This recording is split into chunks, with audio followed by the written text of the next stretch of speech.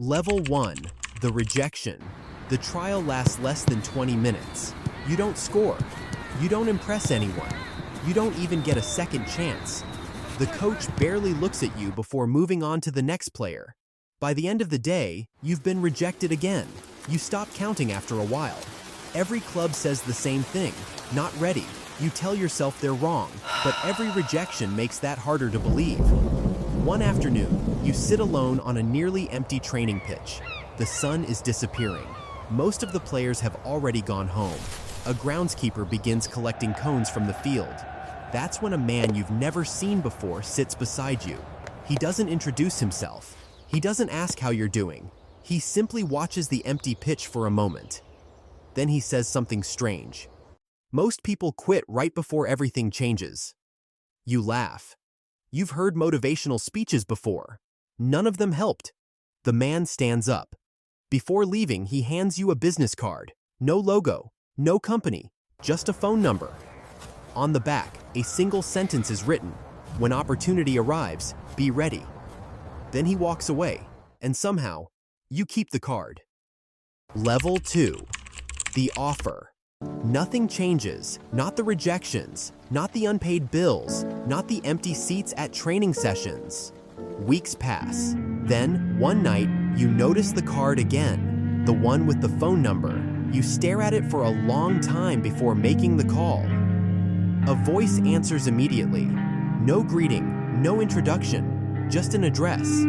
Then the line goes dead. The location is on the edge of the city, an abandoned stadium. The floodlights no longer work. Most of the seats are broken. You arrive wearing your boots and training jersey. You think you're here for a trial, a second chance, a match. Instead, you're escorted beneath the stands, down a concrete hallway, into a room with almost no light. Several people are already waiting. Their faces are difficult to see. A document is placed in front of you. You skim through it. Most of it makes no sense. Membership, commitment, loyalty, opportunity. One sentence catches your attention. Success requires participation. You ask what any of this means. Nobody answers. Instead, they slide another paper across the table. You hesitate, only for a moment. Then you sign. As you leave, one of the figures speaks. The next stage begins soon. You don't understand what he means. Level 3. The breakthrough.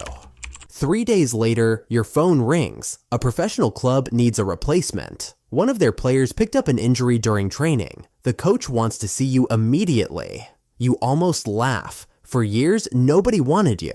Now a professional club is calling. You don't ask questions. You show up. The stadium is bigger than anything you've played in before. The crowd is bigger too. Your name isn't on any of the banners. Nobody came to watch you, at least not yet. The match begins. Your first touch is shaky. The second isn't much better. Then something changes. The ball reaches your feet near midfield. You turn. One defender commits, then another. Suddenly you're running into open space. The noise inside the stadium rises. You can hear it. People are standing, watching. You strike the ball. Goal. For a moment, everything goes silent inside your head. Then the stadium explodes. By the final whistle, you've scored twice, created another, and somehow become the story of the match. The next morning, every sports channel is talking about you. The following week, you're in the starting lineup. A month later, you're signing endorsement deals. 6 months later, you're one of the fastest rising footballers in the world. The speed of it all feels impossible. Sometimes you sit alone and wonder how everything changed so quickly. Then your phone rings. It's your secretary. She congratulates you on another great performance. Before hanging up, she reminds you of something. Don't forget the celebration next time. You pause. What celebration? There's a brief silence. Then she answers. The triangle. You assume it's part of a sponsorship campaign, a marketing idea, nothing more. So after your next goal, you make the gesture. Worldwide, the fans love it, the cameras capture it, and the photograph spreads everywhere. Do the triangle, man. Miller. Level 4. The symbol. At first, it's just a celebration, a simple gesture after a goal, 3 fingers, a triangle, nothing more. You do it after every match because your secretary tells you to. The fans copy it, children copy it, sponsors start using it in advertisements. Soon, it becomes part of your image, your brand, your identity. Then, one evening, after training, you notice a video. A creator has paused footage from one of your matches. They zoom in on the triangle. Then, they pull up old photographs, old interviews, old sponsorship campaigns. They're connecting things you've never connected before. The video has millions of views. You laugh and close the app. A week later, another video appears. Then another. Different creators, different theories, the same symbol. People start noticing it everywhere. In photographs, in advertisements, on clothing, behind you during interviews. The internet becomes obsessed. Entire communities form around the mystery. Some think it's marketing. Others think it's a message. A few believe it's proof of something much bigger. The stranger part? The theories keep getting closer. Closer than they should. One night, you're scrolling through comments beneath a video. Then you stop. Someone mentions an abandoned stadium. Your stomach tightens. You keep reading. Another comment mentions a contract. Another mentions a private organization. None of these people should know any of that. You immediately call your secretary. She answers on the second ring. You ask her about the videos, the theories, the symbol, the contract. Silence. For several seconds, she says nothing. Then her voice changes. Cold, careful, professional. Stop reading those things. Before you can ask another question, she hangs up. Level 5. The investigation. You can't let it go. For weeks, you tell yourself the videos are nonsense, people chasing attention, people inventing stories. But the comments keep bothering you, especially the ones that know things they shouldn't. The abandoned stadium, the phone call, the contract. You never told anyone about those. One night, after a match, you sit alone in your apartment. Laptop open, curtains closed. For the first time, you start researching yourself. Hours pass, then more. The deeper you go, the stranger it gets. There are forums dedicated entirely to you. Videos with millions of views. People mapping connections between your sponsors, your agents, your endorsements, even your celebrations. Most of it sounds ridiculous, until it doesn't. Because hidden among the theories are details only a handful of people should know. You begin searching for the contract, the one you signed beneath the stadium. At first, you can't find it. Then you remember, a locked drawer, a folder you haven't opened in years. Your hands are shaking when you pull it out. The pages are exactly where you left them. You start reading, really reading, for the first time. Membership, commitment, confidentiality, lifetime participation. The words hit differently now. Then you reach the final page. A symbol sits above the signature line. A triangle. The same triangle you've been showing to millions of people after every goal. You stare at it for a long time. Your signature is underneath. The date matches. This is the document. The same one from that night. The same one you signed without understanding. You immediately call your secretary. No answer. You call again. Straight to voicemail. Again. Nothing. For the first time since your career exploded, you begin wondering whether your success was ever really yours, and once that thought enters your mind, it refuses to leave. Level 6. The evidence. At first, you tell yourself it's all a coincidence. The symbol, the rumors, the videos, the contract. There has to be a logical explanation. So you start digging deeper.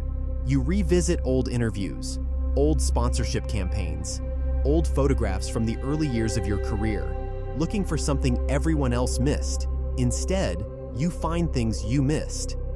The triangle appears more often than you remember, on merchandise, in advertisements, at private events, small details that meant nothing at the time, details that now refuse to leave your mind. You begin examining the people around you, your sponsors, your management team, the secretary who appeared shortly after your breakthrough.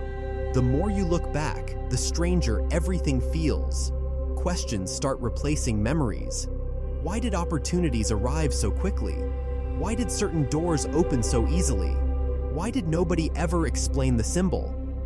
Then, one morning, your phone is flooded with notifications. A new video has gone viral. Not another theory, not another rumor, an investigation. The creator claims to have uncovered everything: the contract, the organization, the symbol, the rise of your career. Within hours, the video is everywhere. News channels discuss it. Podcasts discuss it. People who have never watched a football match are suddenly discussing your life. Reporters begin waiting outside stadiums. Microphones appear wherever you go. The questions never change. What does the triangle mean? You stop watching the videos. You stop reading the comments. But it doesn't matter anymore. The story has escaped the internet. It now belongs to the public. And the strangest part of all, you still don't know whether the people accusing you are completely wrong or dangerously close to the truth. Level 7. The price.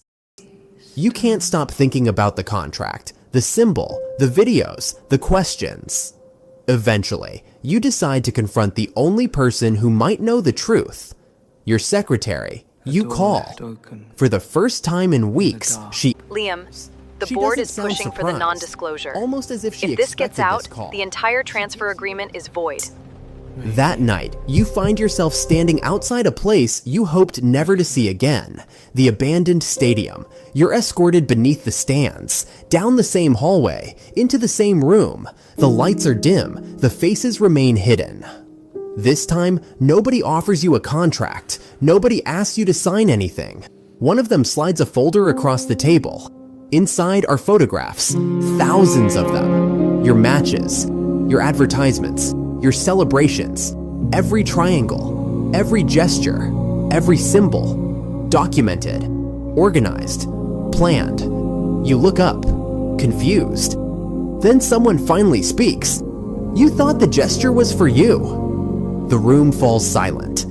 The gesture was for them. A screen lights up. Fans copying the symbol. Children copying the symbol. Entire stadiums repeating it. Advertisements. Social media posts. Millions of people following something they don't even understand. Your secretary finally speaks. They trust you. She pauses. That's why you're valuable. You ask the question that's been haunting you for months. What happens if I stop? Nobody answers immediately. Then someone smiles.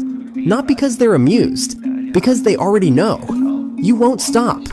The contracts, the sponsors, the fans, the career. Everything is connected now. There is no way back. Not after the contract, not after the success, not after millions of people started following your every move. The room's final instruction is simple. Keep playing, keep winning, keep making the gesture. No questions, just obedience. And as you walk out of the stadium, one thing becomes painfully clear.